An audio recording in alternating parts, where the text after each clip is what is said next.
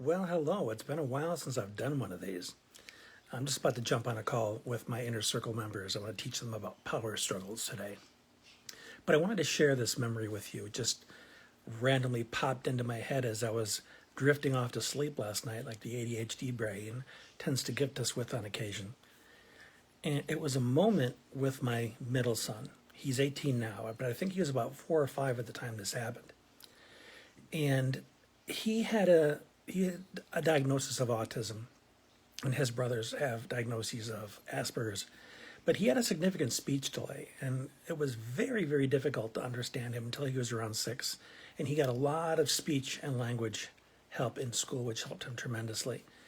But I think he was around 4 or 5 when this happened, and he was really trying to tell me something. He was enthusiastic about it too.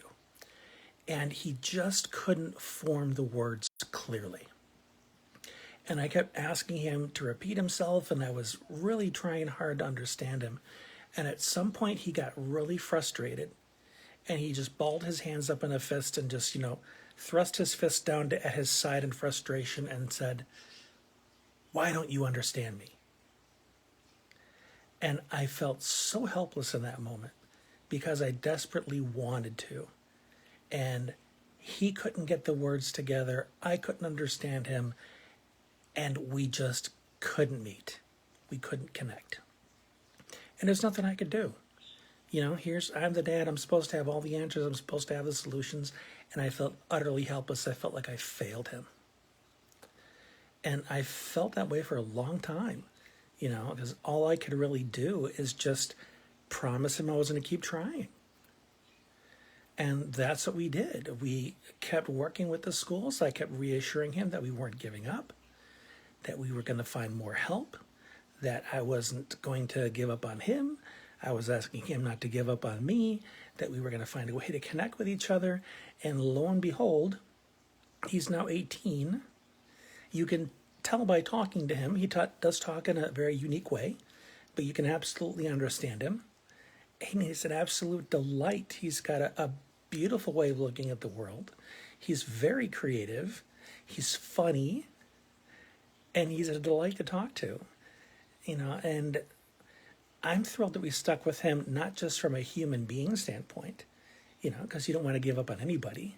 You want to see every human being reach their potential. But I'm glad we stuck with him because he as an individual was worth it because of how phenomenal he is. He's one of my heroes, to see how much he's overcome in the course of his life and to see that he smiles so often and loves to laugh, regardless of the fact that it was such a hard-won place to arrive at in his life. So I know as a fellow parent who's raising a child that's having so many challenges at such a young age, I just wanted to give you a little preview of what can happen in the future with that focused perseverance, knowing that you want to get to the light at the end of the tunnel where your child can thrive with enough proficiency in that skill area to be able to navigate life effectively. My boy may not be the most eloquent speaker on the planet, but can he hold a conversation with another human being and connect and laugh and be friends? Yes. And that's what it's about. And even if he wasn't able to do it with his mouth, could he do it in writing? Yes. In this digital texting realm? Yes. He could email, he could text, he could send messages on social media. There are so many other ways. But the fact of the matter is, he got here because we didn't give up. We didn't resign ourselves to the fact that maybe we didn't have answers in that moment. But that doesn't mean you throw your hands up. It means you endure. You insist on something better than what it is you have if what you have is completely unsatisfactory to you. Yes, there's a point at which acceptance is necessary, but I'm not going to tell you what that point is. You have to decide it for yourself. In any case, I could ramble on forever. I just wanted to check in.